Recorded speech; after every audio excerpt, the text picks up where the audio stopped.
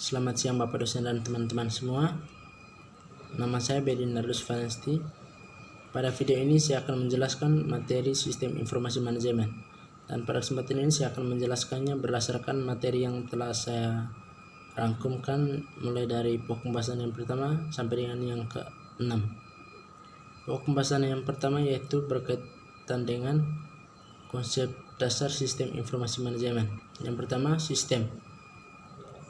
Sistem yaitu suatu susunan yang teratur dari kegiatan-kegiatan yang saling berkaitan, melaksanakan dan mempermudah kegiatan-kegiatan utama dalam organisasi atau institusi. Yang kedua, informasi. Informasi terdiri atas dua bagian. Yang pertama, data yang telah diproses atau diolah sehingga memiliki arti atau manfaat. Yang kedua, data yang telah diolah menjadi sebuah bentuk yang berarti bagi penerimaannya dan bermanfaat dalam mengambil keputusan. Yang ketiga, manajemen. Manajemen yaitu kegiatan yang dilakukan untuk menyelesaikan suatu pekerjaan secara bersama-sama atau melibatkan orang lain demi tercapainya suatu tujuan.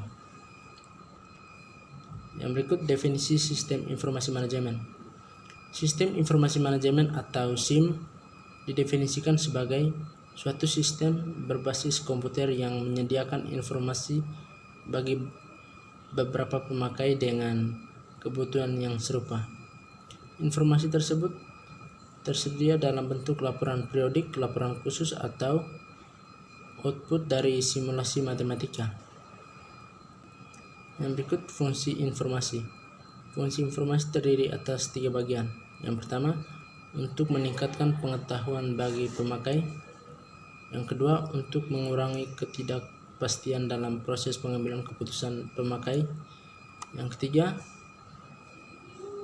menggambarkan keadaan yang sebenarnya dari suatu hal. Tujuan mempelajari sistem informasi manajemen atau SIM yaitu terdiri atas beberapa bagian. Yang pertama, dapat mengetahui berbagai macam informasi dengan lebih cepat dan akurat.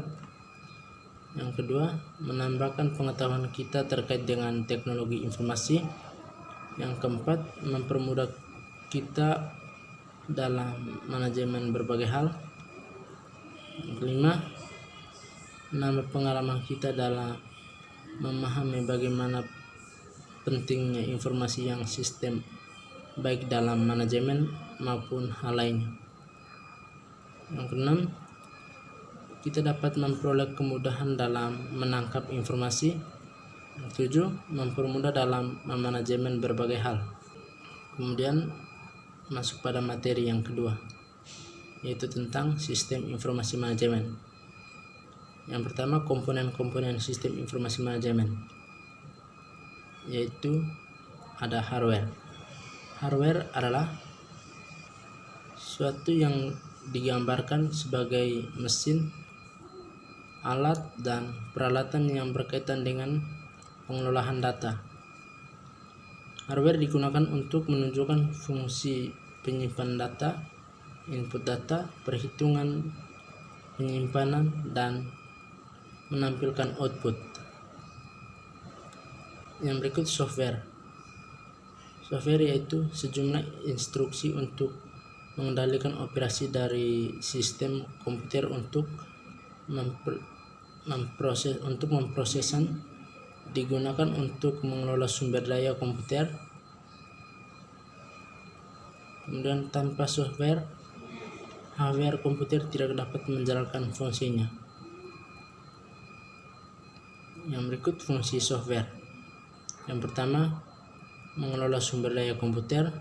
Yang kedua, menyediakan sarana bagi pengguna untuk memanfaatkan sumber daya tersebut. Dan yang ketiga, sebagai perantara antara informasi yang disimpan dan penggunaannya atau individu dan organisasi. Yang berikut brainware. Brainware yaitu manusia yang terlibat secara langsung dengan pengelolaan komputer. Para spesialis yang bertanggung jawab dalam penerapan dan menjalankan sistem informasi tersebut. Yang berikut database. Database yaitu dikumpulkan file-file yang berisi data yang saling berhubungan dan terorganisir, terpadu. Di sini diatur dan disimpan menurut suatu cara tertentu yang memudahkan proses pengambilan kembali. Yang kedua, sistem database, yaitu sejumlah perangkat keras dan perangkat lunak komputer serta pemakaian yang secara terpadu bekerja menggunakan kombinasi dari database, paket database, manajemen dan pengguna lainnya. Kemudian masuk pada materi yang ketiga, yaitu bersaing dengan menggunakan teknologi informasi. Yang pertama, dasar-dasar keunggulan strategi. Yang pertama, alasan mempelajari TI atau strategis. Yang kedua, melihat SI secara strategis. Yang ketiga, sistem informasi strategis. Yang keempat, tekanan kompetitif dan strategis. Kelima, strategis biaya rendah. Keenam, strategis diferensiasi. Ketujuh, strategis inovasi. 8, strategis pertumbuhan. 9, strategis persekutuan dan rantai nilai. Menggunakan teknologi informasi sebagai keunggulan strategis. Yang pertama, bisnis yang berfokus pada pelanggan. Yang kedua, SI dan bisnis yang berfokus pada pelanggan. 3, peran teknologi informasi dalam BPR. 4, cost functional project. 5, kelincahan. 6, perusahaan yang lincah. 7, mass customization. 8, strategi menjadi perusahaan yang lincah. 9, menjadi persaingan yang lincah. Kemudian masuk pada materi yang keempat, yaitu tentang konsep pengambilan keputusan dalam sistem informasi manajemen. Yang pertama, keputusan. Keputusan merupakan mekanisme organisasi untuk melakukan upaya mencapai keadaan yang diinginkan. Jadi keputusan adalah tanggapan organisasi atas suatu masalah. Berikut jenis keputusan berdasarkan struktur organisasi.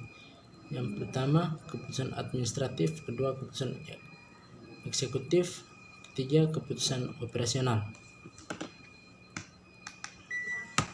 Yang berikut metode pengambilan keputusan. Metode pengambilan keputusan terdiri atas 4 bagian. Yang pertama, metode rasional.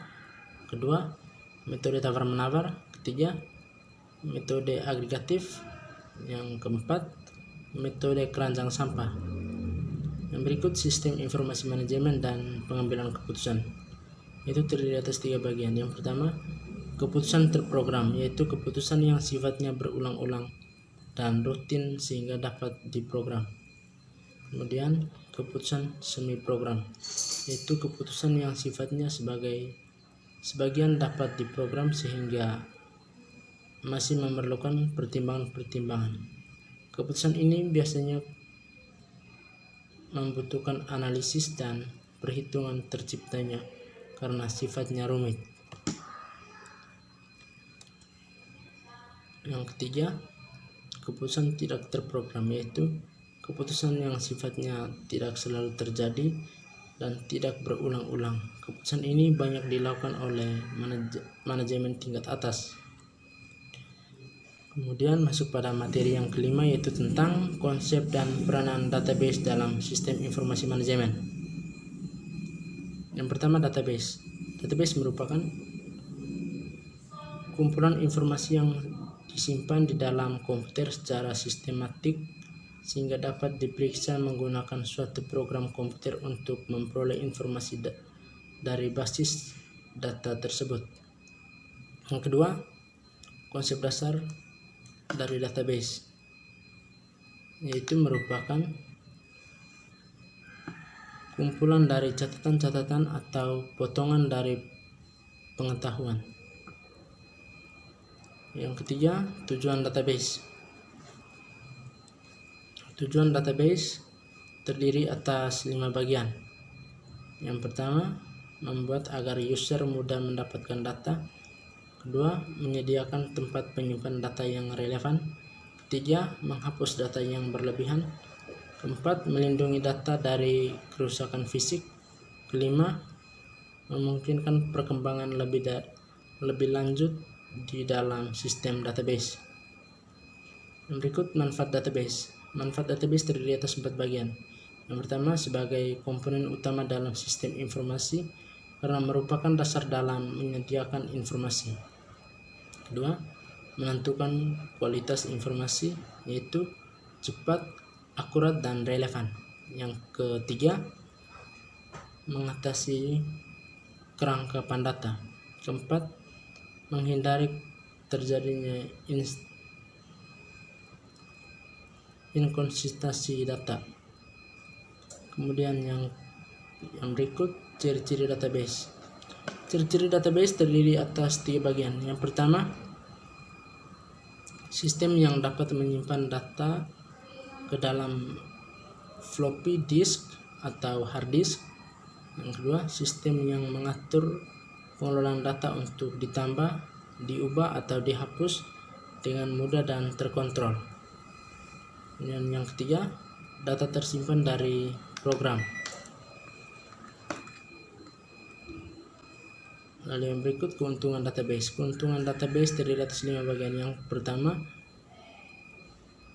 kemubaziran data terkurangi. Yang kedua, integritas data dapat selalu terjaga. Ketiga, berbagai data dapat selalu dilakukan oleh setiap user. Keempat, penggunaan data lebih mudah. Kelima, konsistensi data dapat selalu terjaga. Berikut kelemahan database. Kelemahan database terdiri atas 3 bagian. Yang pertama, perangkat lunak yang mahal. Yang kedua, konfigurasi perangkat keras yang besar. Ketiga, mempertahankan staf database administrator. Kemudian masuk pada materi yang ke-6 atau materi yang terakhir, yaitu sistem informasi pendukung dalam sistem informasi manajemen. Yang pertama, sistem pendukung manajemen. Sistem pendukung manajemen atau MSS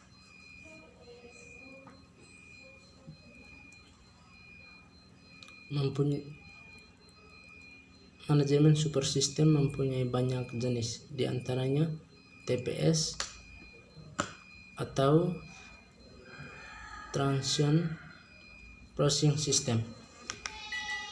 Yang kedua, OA atau Office Otomatis.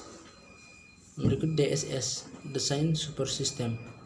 Berikut ESS, Executive Super System, yang merupakan elemen MSS yang akan lebih menunjang eksistensi daripada sistem informasi manajemen. Yang berikut, sistem pengelolaan informasi atau TPS, yang merupakan sebuah sistem yang digunakan untuk keperluan transaksi sehari-hari. Sistem ini sangat berguna untuk menghasilkan atau memproduksi data.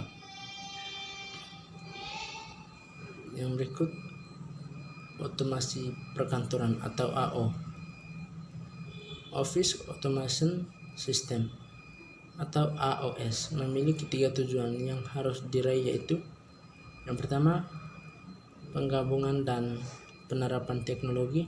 Kedua, memperbaiki proses pelaksanaan pekerjaan di kantor. Ketiga, meningkatkan produktivitas pekerja dan efektivitas pekerjaan. Kemudian yang berikut, secara fungsional, AOS didefinisikan sebagai sebuah rencana untuk mengembangkan dan menerapkan teknologi tinggi melalui perbaikan proses pelaksanaan pekerjaan demi meningkatkan produktivitas pekerjaan dan efektivitas pekerjaan. Yang berikut, sistem pendukung keputusan atau DSS. DSS dapat didefinisikan sebagai rangkuman sistem komputer yang digunakan untuk membantu manajer membuat keputusan. Yang berikut 3 langkah yang dapat dilakukan dalam membuat DSS. Yang pertama, mendefinisikan program. Yang kedua, membuat modal dengan DSS generator. Yang ketiga, menggunakan model tersebut untuk mendapatkan jawabannya. Yang berikut, sistem pendukung eksekutif atau ESS. Tujuan ESS adalah untuk mengindikasikan informasi dari bermacam-macam sumber, lalu dipersembahkan pada manajer tingkat atas atau MTA. Penerapan ESS yang benar dapat dimulai dari mempelajari apa saja yang dibutuhkan oleh seseorang MTA dan apa pula kebiasaan yang dimiliki olehnya. Yang berikut, sistem informasi akuntansi atau SIA. SIA melaksanakan aplikasi akuntansi perusahaan. Aplikasi ini ditandai dengan volume pengelolaan data yang tinggi. Pengelolaan data terdiri dari 4 tugas utama, yaitu yang pertama pengumpulan data, kedua manipulasi data, ketiga menyimpan data, keempat menyimpan dokumen. Oke, baik, sekian materi yang telah saya buat, dan di akhir kata saya mengucapkan sekian dan terima kasih.